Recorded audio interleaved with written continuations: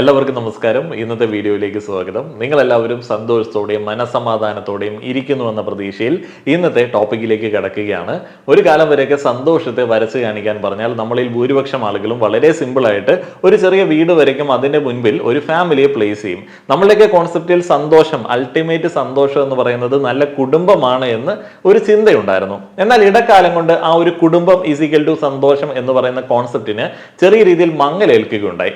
അതിന് പിന്നിൽ ന്യായമായിട്ടുള്ള കാരണങ്ങളുണ്ട്. കാരണം ഇന്ത്യൻ കുടുംബ വ്യവസ്ഥിതിയിൽ അതിന്റെ ആ ഒരു പവർ ഹൈരാർക്കിയുടെ ഒക്കെ അടിസ്ഥാനത്തിൽ നോക്കുകയാണെന്നുണ്ടെങ്കിൽ എല്ലാ ആളുകൾക്കും തുല്യമായി ആ ഒരു സന്തോഷം കിട്ടിയിരുന്നില്ല.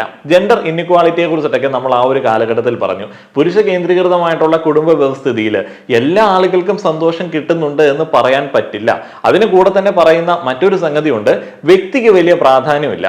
വ്യക്തി ജീവിതത്തിനോ വ്യക്തിയുടെ ആഗ്രഹങ്ങൾക്കോ തീരുമാനങ്ങൾക്കോ വലിയ പ്രാധാന്യമില്ല.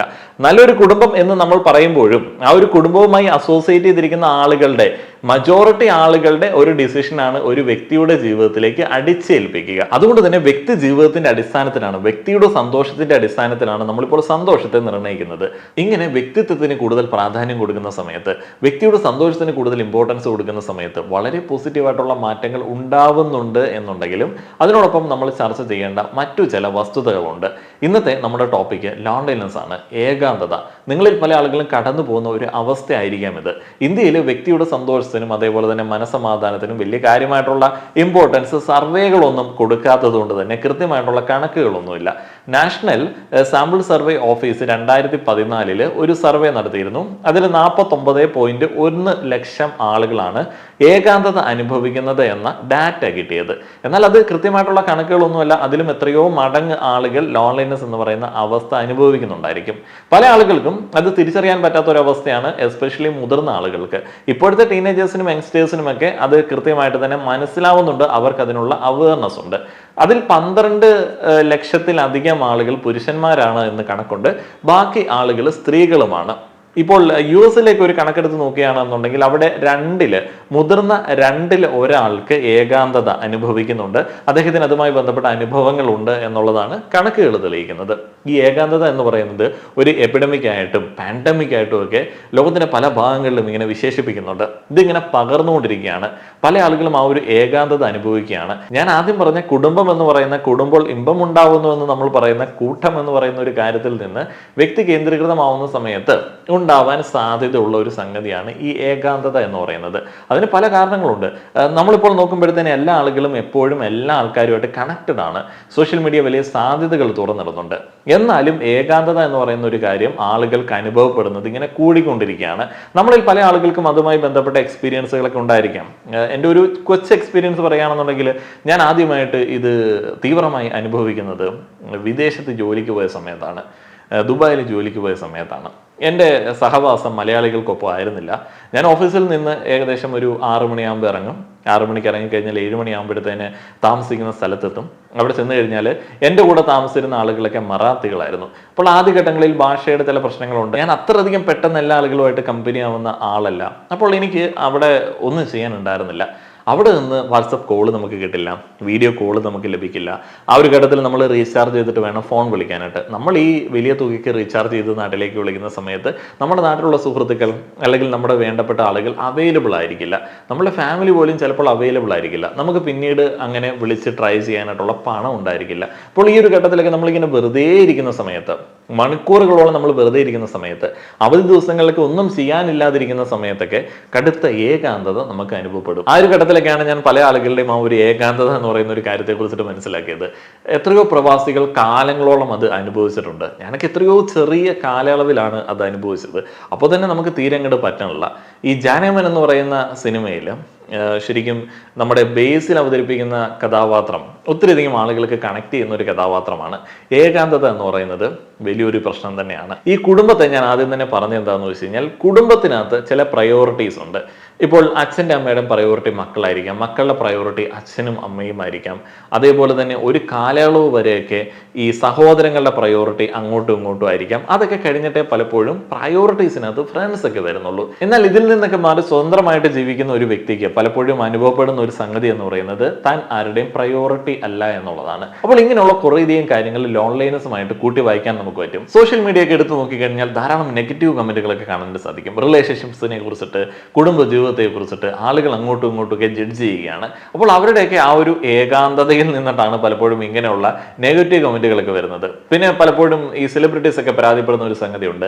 രാത്രി ഇത്ര സമയം കഴിഞ്ഞു കഴിഞ്ഞാൽ ചില ആളുകളൊക്കെ ഇൻബോക്സിൽ വന്നിട്ട് വല്ലാത്ത ശല്യമാണ്. ഈ ഇൻബോക്സിൽ വന്ന് ശല്യം ചെയ്യുന്ന ആളുകൾ എന്ന് പറയുന്ന സമയത്ത് നമ്മൾ ചിന്തിക്കേണ്ട മറ്റൊരു വസ്തുതയുണ്ട്. അവരൊക്കെ രാത്രിയിൽ ഏകനായിട്ട് അല്ലെങ്കിൽ ഏകയായിട്ട് എവിടെയെങ്കിലേക്ക് ഇരിക്കുകയായിരിക്കും. അപ്പോൾ ഏകാന്തതയിൽ നിന്ന് പല പ്രശ്നങ്ങളും ഉണ്ടാവാറുണ്ട്.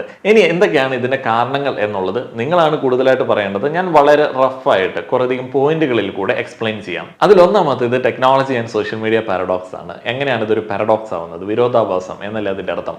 എല്ലാ ആൾക്കാരും എല്ലാവരുമായിട്ടും കണക്റ്റഡ് ആണ്, എന്നാൽ ആർക്കും ആരുമില്ലാത്ത ഒരവസ്ഥ. ഈ സോഷ്യൽ മീഡിയ വെച്ചിട്ട് സ്വന്തം ലൈഫിനെ റീഡിസൈൻ ചെയ്യാൻ ആഗ്രഹിക്കുന്ന ഒത്തിരി ടീനേജേഴ്സും യങ്സ്റ്റേഴ്സും ഒക്കെ ഉണ്ട്. നമ്മൾ സോഷ്യൽ മീഡിയ അതിനുവേണ്ടി യൂസ് ചെയ്യുന്നില്ല, ഞങ്ങൾ ജസ്റ്റ് ഇത് സന്തോഷത്തിന് വേണ്ടിയാണ് കാണുന്നത് എന്ന് പറഞ്ഞാലും അതിൻ്റെ പിന്നിൽ ഒരു കള്ളമുണ്ട്. നമുക്ക് എന്തുകൊണ്ടാണ് മറ്റുള്ള ആളുകളുടെ ഫാമിലി വ്ളോഗ്സ്, അതേപോലെ തന്നെ മറ്റുള്ള ആളുകളുടെ പേഴ്സണൽ ലൈഫൊക്കെ കാണുന്ന സമയത്ത് സന്തോഷം തോന്നുന്നത്? നമ്മൾ ആഗ്രഹിക്കുന്ന ഒരു ജീവിത രീതി അവർ അനുവർത്തിക്കുന്നത് കൊണ്ടാണ് നമുക്ക് ആ ഒരു സന്തോഷം തോന്നുന്നത്. അപ്പോൾ സ്വാഭാവികമായിട്ടും നമുക്കൊരു കമ്പാരിസൺ തോന്നും. നമുക്ക് ചില അൺറിയലിസ്റ്റിക് ആയിട്ടുള്ള എക്സ്പെക്ടേഷൻസ് തോന്നും. അങ്ങനെ അൺറിയലിസ്റ്റിക് ആയിട്ടുള്ള എക്സ്പെക്ടേഷൻസും കമ്പാരിസണും വരുന്ന സമയത്ത് നമ്മൾ ആയിരിക്കുന്ന ജീവിതാവസ്ഥയിൽ നമ്മൾ തൃപ്തരല്ലാതായി മാറും. അതേപോലെ തന്നെ നമ്മുടെ കൂടെയുള്ള ആളുകളുമായിട്ടുള്ള ബന്ധത്തിൽ ചെറിയ കുറവ് അനുഭവപ്പെടും. ഇപ്പോൾ നിങ്ങൾ ബോറടിക്കുന്ന സമയത്ത് എന്താണ് ഒരു കാലം വരെയൊക്കെ ചെയ്തിരുന്നത്? പണ്ട് ബോറടിക്കുന്ന സമയത്ത് കൂട്ടുകാരെയൊക്കെ വിളിച്ചു ചോദിക്കും, എന്നിട്ട് പുറത്തേക്ക് പോകും. ഇപ്പോൾ ആളുകൾക്ക് ബോറടിക്കുന്ന സമയത്ത് എന്താണ് ചെയ്യുന്നത്? സിനിമ കാണും, അല്ലെങ്കിൽ റീൽസ് കണ്ടുകൊണ്ടിരിക്കും. നമ്മൾ വേറെ ആളുകളെ ഡിപ്പെൻഡ് ചെയ്യാതിരിക്കുന്ന ഒരു അവസ്ഥ ഇതിനോടൊപ്പം തന്നെ വരുന്നുണ്ട്. ആരും ആരെയും ഡിപ്പെൻഡ് ചെയ്യാതിരുന്നു കഴിഞ്ഞാൽ വളരെ പ്രോഗ്രസീവ് ആയിട്ടുള്ള സൂപ്പർ ആയിട്ടുള്ള ഒരു മാറ്റമാണ് ഉണ്ടാവുന്നത് എന്ന് നമുക്ക് പറയാൻ പറ്റുമോ? ഇല്ല. ആളുകൾ അങ്ങനെ അങ്ങോട്ടും ഇങ്ങോട്ടും ഒക്കെ ഡിപ്പെൻഡ് ചെയ്തിട്ടാണ് ജീവിക്കുന്നത്. എന്നാൽ ഇപ്പോൾ ആളുകൾക്ക് ഡിപ്പെൻഡ് ചെയ്യാനായിട്ടും ഒരു മടിയുണ്ട്. ഇത്തരത്തിലുള്ള അൺറിയലിസ്റ്റിക് ആയിട്ടുള്ള എക്സ്പെക്ടേഷൻസ് ഒക്കെ നമുക്ക് നമ്മുടെ ലൈഫിനെ കുറിച്ചിട്ട് തന്നെ തോന്നുന്നത് ഈ സോഷ്യൽ മീഡിയയിൽ നിന്ന് നമ്മൾ ലൈഫിനെ റീഡിസൈൻ ചെയ്യാനായിട്ട് ശ്രമിക്കുന്നതുകൊണ്ടാണ്. പിന്നെ ഉള്ളത് സൂപ്പർഫിഷ്യൽ കണക്ഷൻസ് ആണ്. ഇതൊന്നും ഞാൻ കണ്ടുപിടിച്ച് പറയുന്നില്ല കേട്ടോ, ഞാൻ കുറേയധികം റിസർച്ച് പേപ്പറുകളിൽ നിന്ന് വായിച്ച് മനസ്സിലാക്കി പറയുന്നതാണ്. ഈ സൂപ്പർഫിഷ്യൽ കണക്ഷൻസ് ഭയങ്കര രസകരമാണ്. മനുഷ്യരെല്ലാവരും സംഘങ്ങളായിട്ട് ജീവിക്കാൻ ആഗ്രഹിക്കുന്ന ആളുകളാണ്. ഒരു കൂട്ടം, ഒരു കുടുംബമായിട്ടൊക്കെ ഒരു കാലം വരെ ജീവിച്ചിരുന്നു എന്നുണ്ടെങ്കിൽ ഇന്ന് അതിലും ശക്തമായിട്ടുള്ള ബോണ്ട് ഉണ്ട് എന്ന് ആളുകൾ അവകാശപ്പെടുന്നത് സോഷ്യൽ മീഡിയയിലെ ഓൺലൈനിലെ ചില ഗ്രൂപ്പുകളിൽ കൂടെയാണ്. നമ്മളിൽ പല ആളുകൾക്കും വാട്സപ്പ് ഗ്രൂപ്പുകൾ ഉണ്ടായിരിക്കാം, ഫേസ്ബുക്ക് ഗ്രൂപ്പുകൾ ഉണ്ടായിരിക്കാം, പഴയ സുഹൃത്തുക്കളുടെ ഗ്രൂപ്പുകൾ ഉണ്ടായിരിക്കാം, ക്ലോസ് ഫ്രണ്ട്സിന്റെ ഗ്രൂപ്പുകൾ ഉണ്ടായിരിക്കാം. അവിടെയാണ് പലപ്പോഴും ആളുകൾ ഡെയിലി കുറച്ചധികം സമയം സ്പെൻഡ് ചെയ്യുന്നത്. ഇങ്ങനെ സൂപ്പർഫിഷ്യൽ ആയിട്ടുള്ള ഹൈലി ബോണ്ടഡ് ആണ് എന്ന് പറയുന്ന ഇടങ്ങളിൽ സമയം സ്പെൻഡ് ചെയ്യുകയും തൻ്റെ ചുറ്റുപാടുകളിൽ വ്യാപൃതരാവാതിരിക്കുകയും ചെയ്യുന്ന സമയത്തും നമുക്ക് എന്ത് സംഭവിക്കാം? ഈ ഗ്രൂപ്പിലുള്ള ആളുകൾ അവരുടെ പ്രയോറിറ്റീസിലേക്ക് പോകുന്ന സമയത്ത് നമ്മൾ ആരെയും മൈൻഡ് ചെയ്യാതിരുന്നത് കൊണ്ട് നമ്മൾ ഏകനായിട്ട് മാറുന്ന ഒരു അവസ്ഥ ഉണ്ടായിരിക്കാം. ഇതൊക്കെ ലോൺലൈനസിന്റെ ഒരു കാരണമാണ്. രണ്ടാമത്തേത് ചേഞ്ചസ് ഇൻ സോഷ്യൽ സ്ട്രക്ചറാണ്. അതിനകത്ത് അർബനൈസേഷനെ കുറിച്ചിട്ടൊക്കെ നമ്മൾ പറയും. നമ്മളിൽ പല ആളുകളും മെച്ചപ്പെട്ട സൗകര്യങ്ങൾക്ക് വേണ്ടി വിദേശ രാജ്യങ്ങളിലേക്ക് കുടിയേറുന്നുണ്ട്, മിനിമം ഒരു സിറ്റിയിലേക്കെങ്കിലും മാറി താമസിക്കുന്നുണ്ട്. അതുകൊണ്ട് തന്നെ ഇപ്പോൾ നാട്ടിൻ പുറങ്ങളിലെ വീടുകളൊക്കെ പൂട്ടിയിട്ടിരിക്കുന്ന വാർത്തകളൊക്കെ നമ്മൾ കണ്ടിട്ടുണ്ടാവും. ഇങ്ങനെ ആളുകൾ മാറുന്ന സമയത്ത് അവര് എങ്ങടേക്കാണ് മാറുന്നത്? നമ്മളീ പറഞ്ഞ സോഷ്യൽ മീഡിയയുടെ ഒരു നെറ്റ്വർക്ക് പോലുള്ള ഒരു സ്ഥലങ്ങളിലേക്കാണ്. എല്ലാ ആൾക്കാരും ഉണ്ട്, എന്നാൽ അവിടെ നമുക്ക് നമ്മുടെ ചുറ്റുപാടുകൾ മിസ്സായി. നമ്മുടെ സൗഹൃദമുള്ള, നമ്മൾ ജനിച്ച് വളർന്ന, നമ്മളെ ഒത്തിരിയധികം ആളുകൾ പരിചയമുള്ള ഒരിടത്ത് നിന്ന് നമ്മൾ ഒരിടത്തേക്ക് മാറി താമസിക്കുകയാണ്. അവിടെ ആകെ ഉണ്ടാവുന്നത് ഒരു ഭാര്യയും ഭർത്താവും 2 കുട്ടികളും മാത്രമായിരിക്കും. ഈ ഭാര്യയും ഭർത്താവും 2 വ്യക്തികളാണ്. ഈ 2 വ്യക്തികൾക്ക് ഒരു ദിവസം കമ്മ്യൂണിക്കേറ്റ് ചെയ്യാനായിട്ടുള്ള ഒരു സമയം പോലും പരിമിതപ്പെട്ടിരിക്കുന്നു. കാരണം വിദേശ രാജ്യങ്ങളിലെ ജീവിത ചെലവ് കാരണം. അപ്പോൾ ഇങ്ങനെ പരിമിതപ്പെട്ടിരിക്കുന്ന ഒരു ജീവിതാവസ്ഥയിൽ ഈ 2 ആളുകളെയും വലിയ പ്രയോറിറ്റി ഒന്നും അല്ലാത്ത ആളുകളുടെ കൂടെയാണ് ഭൂരിപക്ഷ സമയം സ്പെൻഡ് ചെയ്യുന്നത്. അപ്പോൾ അങ്ങനെയുള്ള ഒരു അവസ്ഥയിൽ അതിൽ ആളുകൾക്ക് ഏകാന്തത അനുഭവപ്പെടാം. വിദേശ കുടിയേറ്റത്തെ കുറിച്ചിട്ട് മാത്രമല്ല പറയേണ്ടത്, ടൗണുകളിൽ പോയി ജീവിക്കുന്ന ആളുകൾ, നമ്മുടെ നാട്ടിൽ തന്നെ ഉള്ള ആളുകൾ, നമ്മളൊക്കെ ജീവിക്കുന്ന ഒരു അറ്റ്മോസ്ഫിയർ, നമ്മൾ ജീവിക്കുന്ന സിറ്റിയിൽ നമുക്ക് എത്ര ആളുകളെ അറിയാം? നമ്മുടെ നാട്ടിന് പുറത്ത് വഴിയിൽ കൂടെ വണ്ടി ഓടിച്ച് പോകുന്ന സമയത്ത് എല്ലാ ആളുകളെയും കൈപൊക്കി കാണിക്കുന്ന ഒരവസ്ഥ നമുക്ക് ടൗണിൽ ഉണ്ടാവില്ല. നമ്മൾ ഇവിടെ ഏകാന്തത അനുഭവിക്കാറുണ്ട് എന്നുള്ളത് ഒരു യാഥാർത്ഥ്യമാണ്. പിന്നെ മെച്ചപ്പെട്ട ഓഫീസ് അറ്റ്മോസ്ഫിയർ ഉണ്ട്, നല്ല കൊളീഗ്സ് ഒക്കെ ഉണ്ട് എന്നുണ്ടെങ്കിൽ, അവർക്കിടയിലുള്ള ബന്ധങ്ങളൊക്കെ ശക്തമാണ് എന്നുണ്ടെങ്കിൽ വലിയ കുഴപ്പമില്ലാതെ സന്തോഷകരമായിട്ട് മുന്നോട്ടേക്ക് പോകാനായിട്ട് സാധിക്കും. എന്നാൽ നമ്മുടെയൊക്കെ ഓഫീസ് പൊളിറ്റിക്സിനെ കുറിച്ചിട്ട് നമ്മളൊക്കെ എക്സ്പീരിയൻസ് ചെയ്തിട്ടുണ്ടാവും. നിങ്ങൾക്ക് അങ്ങനെ ഓഫീസ് പൊളിറ്റിക്സിനെ കുറിച്ചിട്ട് എന്തെങ്കിലും കമൻസ് ഉണ്ട് എന്നുണ്ടെങ്കിൽ കമൻറ്റ് ബോക്സിൽ ഇടുക. നമുക്കറിയാം ചില ഓഫീസിലൊക്കെ ചെന്ന് കഴിഞ്ഞാൽ നമുക്ക് അവിടെ ഒട്ടും സിങ്ക് ആവാനായിട്ട് പറ്റില്ല. ആളുകളൊക്കെ പലപ്പോഴും സ്വാർത്ഥരായിരിക്കാം. നമ്മൾക്ക് പല കാര്യങ്ങളും അവരോട് പറയാൻ പേടിയായിരിക്കാം. കാരണം അത് നെഗറ്റീവായിട്ട് നമ്മുടെ കരിയറിനെ അഫക്റ്റ് ചെയ്യാനായിട്ട്, നമ്മുടെ ജോലി സ്ഥിരതയെ അഫക്റ്റ് ചെയ്യാനായിട്ട് സാധ്യതയുള്ള കാര്യങ്ങളായിട്ട് മാറാറുണ്ട്. വ്യക്തിപരമായിട്ടുള്ള കാര്യങ്ങൾ നമുക്ക് അവിടെ ഷെയർ ചെയ്യാൻ പറ്റിയെന്ന് വരില്ല. നമ്മൾ ജോലി സ്ഥലത്തേക്ക് മാറിയതുകൊണ്ട് നമുക്ക് നല്ല ഫ്രണ്ട്സിനെ മിസ് ചെയ്യുന്നുണ്ട്, നമുക്ക് അവിടെ സമയം കിട്ടുന്നില്ല. ഈ കാര്യങ്ങളൊക്കെ ഏകാന്തത അനുഭവിക്കുന്ന ആളുകൾ എക്സ്പീരിയൻസ് ചെയ്യുന്ന സംഗതികളാണ്. ഇതിനോടൊപ്പം തന്നെ നമുക്ക് ഫാമിലി ഡൈനാമിക്സിനെ കുറിച്ചിട്ട് വീണ്ടും ഒന്നുകൂടെ പറയാം. ഇപ്പോൾ വളരെ വൈകി വിവാഹം കഴിക്കുന്ന ആളുകളുണ്ട്. അതേപോലെ തന്നെ കുട്ടികൾ വേണ്ട എന്ന് വിചാരിക്കുന്ന ആളുകളുണ്ട്. കുട്ടികളുടെ എണ്ണം പരിമിതപ്പെടുത്തുന്ന ആളുകളുണ്ട്. അപ്പോൾ ഇതെല്ലാം ഇൻഡയറക്ട്ലി നമ്മളുടെ ഈ ഏകാന്തത എന്ന് പറയുന്ന ഒരു കാര്യത്തെ എഫക്റ്റ് ചെയ്യുന്ന സംഗതികളാണ്. ഡിലേ മാരേജിന് പല കാരണങ്ങളുണ്ട്. ഇപ്പം മുന്നേ പറഞ്ഞതുപോലെയാണ്, ഫാമിലി എന്ന് പറയുന്ന പ്രൊമോഷൻ വളരെ മാറ്റി വെച്ചിട്ട് ഇപ്പോൾ സിംഗിൾ ലൈഫിനെ പ്രൊമോട്ട് ചെയ്യുന്ന സാഹചര്യങ്ങളുണ്ട്. വിവാഹം കഴിക്കാതിരിക്കുന്ന ആളുകളെ പ്രോത്സാഹിപ്പിക്കുന്ന ഇഷ്ടം പോലെ പോസ്റ്റുകൾ നമുക്ക് കാണാനായിട്ട് സാധിക്കാം. അല്ലെങ്കിൽ ഒറ്റയ്ക്ക് ജീവിക്കുന്നതിനെ കൈയടിച്ച് പ്രോത്സാഹിപ്പിക്കുന്ന ഇഷ്ടം പോലെ പോസ്റ്റുകൾ നമുക്ക് കാണാനായിട്ട് സാധിക്കാം. എന്നാൽ പല ആളുകളും അവരുടെ ഏകാന്തതയിൽ നിന്ന്, അവരുടെ വിഷമത്തിൽ നിന്ന് ക്രിയേറ്റ് ചെയ്യുന്നതാണ് ഇത് എന്നുണ്ടെങ്കിൽ അത് ആളുകളെ സ്വാധീനിക്കുന്നത് വളരെ നെഗറ്റീവായിട്ടായിരിക്കും. ശരിക്കും നിങ്ങൾ ഒറ്റയ്ക്ക് ജീവിക്കാൻ ആഗ്രഹിക്കുന്ന ആളുകളാണോ അല്ലയോ എന്നുള്ളത് നിങ്ങൾക്ക് അത്ര ഉറപ്പില്ല എന്നുണ്ടെങ്കിൽ നിങ്ങൾ ഒരു മനഃശാസ്ത്രജ്ഞൻ്റെ സേവനം തേടേണ്ടതാണ്. അല്ലാതെ നിങ്ങൾക്ക് ആരെങ്കിലുമൊക്കെ കൂട്ട് കിട്ടുന്നില്ല, അല്ലെങ്കിൽ നിങ്ങൾക്ക് റിലേഷൻഷിപ്പ് ഫെയിലിയേഴ്സ് ഉണ്ടാവുന്നുണ്ട്, നിങ്ങൾക്ക് വിവാഹം കഴിക്കാനായിട്ട് ഒരാളെ നോക്കിയിട്ട് കിട്ടുന്നില്ല, അതുകൊണ്ട് ഒറ്റയ്ക്ക് ജീവിക്കാനായിട്ട് നിങ്ങൾ റെഡിയാണ് എന്ന് ചിന്തിക്കുന്നത് ഇത്തിരി അബദ്ധം ചിന്താഗതിയാണ്. അതുകൊണ്ട് തന്നെ നിങ്ങൾ ബാക്കിയുള്ള ആളുകൾക്കിടയിൽ ഈ ഒറ്റയ്ക്ക് ജീവിക്കുന്നത് പ്രൊമോട്ട് ചെയ്തേക്കാമെന്ന് വിചാരിക്കുന്നതും അപകടമാണ്. അതിനോടൊപ്പം ചില ആളുകൾ വിവാഹ ജീവിതത്തിൽ പരാജയപ്പെടാറുണ്ട്. പരാജയമൊന്നും നമുക്ക് പറയാൻ പറ്റത്തില്ല, എന്നാലും ആ ഒരു വേർഡ് ആണെങ്കിൽ യൂസ് ചെയ്യുമെന്ന് വിചാരിക്കുക. അത് അവർ ശരിക്കും പരാജയപ്പെടുന്ന എപ്പോഴാണ്? അവർ പറയുകയാണ് ആരും വിവാഹം കഴിക്കരുത്, എല്ലാ ആൾക്കാരും പരാജയപ്പെടും. അപ്പോഴാണ് ശരിക്കും പരാജയം ഉണ്ടാവുന്നത്. സ്വന്തം ജീവിതം വെച്ചിട്ട് ബാക്കിയുള്ള ആളുകളുടെ ലൈഫിനെ റീഡിസൈൻ ചെയ്യാൻ ശ്രമിക്കുന്ന സോഷ്യൽ മീഡിയ പോസ്റ്റുകളെയും നമ്മൾ ഇവിടെ അവോയ്ഡ് ചെയ്യേണ്ടതാണ്. ഇനി അടുത്ത പ്രധാനപ്പെട്ട പോയിന്റാണ് ഇമ്പാക്റ്റ് ഓഫ് വർക്ക് കൾച്ചർ. ഞാൻ മുന്നേ തന്നെ ഇതുമായി ബന്ധപ്പെട്ട ഒരു പോയിന്റ് പറഞ്ഞിരുന്നു. നമ്മുടെ ജോലിയുടെ ആവശ്യവുമായി ബന്ധപ്പെട്ട് നമ്മുടെയൊക്കെ വളരെ സൗഹാർദ്ദപരമായിട്ടുള്ള ചുറ്റുപാടുകളിൽ നിന്ന് മാറി താമസിക്കേണ്ടി വരാറുണ്ട്, ചലഞ്ചിങ് സിറ്റുവേഷനിലേക്ക് പോകേണ്ടി വരാറുണ്ട്. പിന്നെ ഇപ്പോൾ വർക്ക് ഫ്രം ഹോം കൾച്ചറൊക്കെ ഉണ്ട്.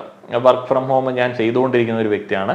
അതിൻ്റെ ബുദ്ധിമുട്ടുകൾ പറഞ്ഞറിയിക്കാൻ പറ്റാത്തതാണ്. ഞാനൊക്കെ വളരെ ലൈവായിട്ടുള്ള ഓഫീസ് അറ്റ്മോസ്ഫിയറിൽ കാലങ്ങളോളം വർക്ക് ചെയ്തിട്ട് അവിടെ നല്ല ബോണ്ട് സൂക്ഷിച്ചിട്ട് പെട്ടെന്ന് വർക്ക് ഫ്രം ഹോമിലേക്ക് വരുന്ന സമയത്ത് നമുക്ക് പ്രത്യേകിച്ച് ഒന്നും ചെയ്യാനില്ല, വല്ലാത്ത ഏകാന്തത അനുഭവപ്പെടാറുണ്ട്.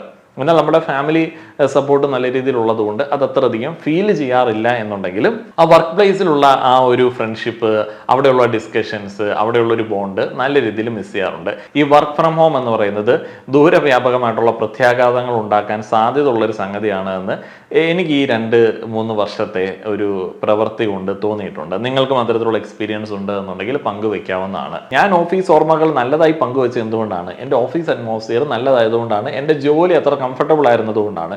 എന്നാൽ നല്ല പ്രഷറുള്ള, നല്ല ടാർഗറ്റ് ഇങ്ങനെ കൊടുത്തുകൊണ്ടിരിക്കുന്ന, ഡെഡ് ലൈൻസ് ഇങ്ങനെ അടിക്കടി വരുന്ന ഒരു ഓഫീസ് അറ്റ്മോസ്ഫിയറിലാണെങ്കിൽ നിങ്ങൾക്ക് ആ ഒരു സന്തോഷം പങ്കുവെക്കാനായിട്ട് സാധിക്കുമോ? ഇല്ല. അവിടെ നമുക്ക് നല്ല ബേൺ ഔട്ട് ഫീൽ ചെയ്യും. ഈ ബേൺ ഔട്ട് എന്ന് പറയുന്ന ഒരു അവസ്ഥ ഏകാന്തതയിലേക്ക് നയിക്കുന്ന ഒരു സംഗതിയാണ്. കാരണം ബേൺ ഔട്ട് ആയി കഴിഞ്ഞാൽ നമുക്ക് എന്താണ് ഇനി ചെയ്യേണ്ടത് എന്ന് അറിയത്തില്ല. ഇനി ഒരു അവസ്ഥയിൽ നിൽക്കുന്ന സമയത്ത് നമുക്കിത് ഒരിക്കലും മറ്റൊരാളോട് പറഞ്ഞ് കമ്മ്യൂണിക്കേറ്റ് ചെയ്യാനായിട്ട് പറ്റത്തില്ല. നമ്മളെ അത്രയധികം അറിയാവുന്ന ഒരാളുണ്ടെങ്കിൽ മാത്രമാണ് നമുക്കതൊന്ന് കമ്മ്യൂണിക്കേറ്റ് ചെയ്യാനായിട്ട് പറ്റുന്നത്. ഈ ഒരു അവസ്ഥയിൽ ബേൺ ഔട്ട് അടിച്ച് നിൽക്കുന്ന ഒത്തിരിയധികം ആളുകൾ ഈ കമന്റ് ബോക്സിൽ തന്നെ ഉണ്ടാവും. അപ്പോൾ അങ്ങനെയുള്ള ആളുകൾക്ക് നല്ലൊരു കമ്പാനിയൻ ഇല്ല എന്നുണ്ടെങ്കിൽ നമുക്കത് പറഞ്ഞ് മനസ്സിലാക്കി കൊടുക്കാനായിട്ട് പറ്റത്തില്ല. അതേപോലെ തന്നെ നമ്മൾ ആ ഒരു സമയത്ത് ഏകാന്തത അനുഭവിക്കേണ്ടി വരും, അല്ലാതെ വേറെ വഴിയില്ല. നമ്മൾ ഇതുവരെ പറഞ്ഞത് പ്രശ്നങ്ങളാണ്, ഇതിനൊരു പരിഹാരം വേണം. എന്തൊക്കെയാണ് ഇതിനുള്ള സൊല്യൂഷൻസ്? ഫസ്റ്റ് ഓഫ് ഓൾ ഞാൻ പറയുന്നത്, നിങ്ങൾക്ക് നല്ലൊരു റിലേഷൻഷിപ്പ് ഉണ്ടാവാത്തത് കൊണ്ട്, നിങ്ങൾക്ക് നല്ലൊരു ഫ്രണ്ട്ഷിപ്പ് ഉണ്ടാവാത്തത് കൊണ്ട്, നിങ്ങളുടെ റിലേഷൻഷിപ്പ് ഒരു ഫെയിലിയർ ആയതുകൊണ്ട് നിങ്ങൾ ഏകനായിട്ട് ജീവിക്കുന്നതാണ് സൂപ്പർ എന്നുള്ളൊരു രീതിയിലേക്ക് മുന്നോട്ടേക്ക് പോവാതിരിക്കുക. നമ്മൾ നല്ല മീനിങ് ഫുൾ കണക്ഷൻസ് ഉണ്ടാക്കാനായിട്ട് ശ്രമിക്കുക. നമ്മൾ ഇച്ചിരി മെനക്കെടേണ്ട പരിപാടിയാണിത്. അതിലൊന്നാമത്തേത് ബിൽഡിംഗ് മീനിങ് ഫുൾ കണക്ഷൻസ് എന്നുള്ളതാണ്. നമ്മൾ ഓടി അങ്ങോട്ട് ചെന്ന് കഴിഞ്ഞാൽ ഒരു മീനിങ് ഫുൾ കണക്ഷൻ ഉണ്ടാവുമോ? ഇല്ല. നമ്മളെപ്പോലെ ചിന്തിക്കുന്ന ഒരാളെ കണ്ടെത്തേണ്ടതുണ്ട്, നമ്മളെപ്പോലെ ചിന്തിക്കുന്ന ആളുകളുടെ കൂട്ടത്തെ കണ്ടെത്തേണ്ടതുണ്ട്. അതെങ്ങനെയാണ് ഈസി ആയിട്ട് ചെയ്യാൻ പറ്റുക? നമ്മുടെ ഹോബീസിനെ ഐഡന്റിഫൈ ചെയ്താൽ മതി, നമ്മൾ ഇൻട്രസ്റ്റുകളെ ഐഡന്റിഫൈ ചെയ്താൽ മതി. അപ്പോൾ അങ്ങനെ ഇൻട്രസ്റ്റുകളുമായി പോകുന്ന ആളുകൾക്കിടയിലുള്ള ഫ്രണ്ട്ഷിപ്പ് വളരെ രസകരമാണ്. യാത്രയൊക്കെ പോകുന്ന സമയത്ത് നമ്മളെപ്പോലെയുള്ള ചിന്തയുള്ള ആളുകളെ നമ്മൾ കണ്ടെത്താറുണ്ട്. പെട്ടെന്ന് അവർക്കിടയിൽ ഒരു ബോണ്ട് ക്രിയേറ്റഡ് ആവാറുണ്ട്.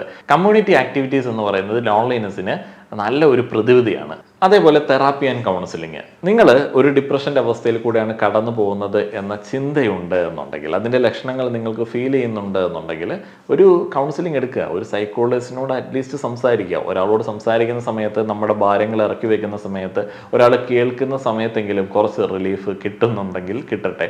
പിന്നീടുള്ളത് വർക്ക് പ്ലേസിലുള്ള മാറ്റങ്ങളാണ്. അവിടെ ഇപ്പോൾ നമുക്ക് പോയിട്ട് എൻ്റെ മെൻ്റൽ ഹെൽത്തിന് വേണ്ടി ഇവിടെ മുഴുവൻ മാറ്റങ്ങൾ ഉണ്ടാക്കണമെന്ന് പറഞ്ഞു കഴിഞ്ഞാൽ നടക്കുന്ന സംഗതിയൊന്നുമല്ല. അവിടെ അറ്റ്ലീസ്റ്റ് നമ്മൾ ചെയ്യേണ്ടത്, നമ്മൾ വ്യക്തിപരമായിട്ട് നമ്മുടെ കുറേയധികം ഇമോഷണൽ ആയിട്ടുള്ള സംഭവങ്ങൾ, നമ്മുടെ ഗാർബേജുകൾ എടുത്ത് അങ്ങടേക്ക് പോയി അവിടെയുള്ള ആളുകളെ ബുദ്ധിമുട്ടിക്കാതിരിക്കുക.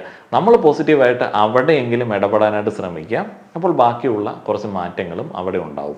അവസാനമായിട്ട് എനിക്ക് പറയാനുള്ളത്, എല്ലാത്തിൻ്റെ അവസാനമായിട്ട് ഇതുപോലുള്ള എല്ലാ ആർട്ടിക്കിളിനകത്തും പറയുന്നത്, നമ്മൾ ബാക്കിയുള്ള ആളുകളെ മനസ്സിലാക്കുക എന്നുള്ളതാണ്. ഈ ഏകാന്തത എന്ന് പറയുന്നത് നിങ്ങളുടെ വീട്ടിലുള്ള ഒരാൾക്കും ഉണ്ടാവില്ല എന്നുള്ളൊരു ചിന്ത അങ്ങോട്ട് മാറ്റി വെക്കുക. നിങ്ങളുടെ ഫ്രണ്ട്സിൽ ആർക്കും ഉണ്ടാവില്ല എന്നുള്ളൊരു ചിന്ത മാറ്റി വെക്കുക. അപ്പോൾ എല്ലാ ആളുകൾക്കും ഏകാന്തത എന്ന് പറയുന്ന ഒരു കാര്യം അനുഭവപ്പെടാൻ സാധ്യതയുണ്ട് എന്ന് മനസ്സിലാക്കി അവരെ ചേർത്ത് നിർത്തുക. അപ്പോൾ നമ്മളെ ചുറ്റിപ്പറ്റി നിൽക്കുന്ന, നമ്മളെ ഡിപ്പെൻഡ് ചെയ്തിരിക്കുന്ന ആളുകൾക്ക് നമ്മൾ കൂടുതലായിട്ട് ഒരു കെയർ കൊടുക്കുക. അതിനകത്ത് പ്രത്യേകിച്ച് നഷ്ടമുള്ള ഒരു സംഗതിയൊന്നുമല്ല. അതേപോലെ ജീവിതത്തിലെ ഒരു പരാജയം കൊണ്ട്, ഒരു റിലേഷൻഷിപ്പ് ഫെയിലിയർ കൊണ്ട്, ഒരു ബ്രേക്കപ്പ് കൊണ്ട് മുഴുവൻ ജീവിതത്തെയും അളക്കാതിരിക്കുക. മുന്നോട്ടേക്ക് നല്ല മാറ്റങ്ങൾ ഉണ്ടാവും. വ്യക്തികൾ മാറുന്നതനുസരിച്ചിട്ട് സിറ്റുവേഷനും മാറും. അപ്പോൾ അതൊക്കെ അനുസരിച്ചിട്ട് വളരെ പോസിറ്റീവായിട്ട് കാര്യങ്ങൾ നോക്കി കാണുക. നിങ്ങളുടെ അഭിപ്രായങ്ങൾ പങ്കുവയ്ക്കുക. വീഡിയോ കണ്ട എല്ലാ ആളുകൾക്കും നന്ദി.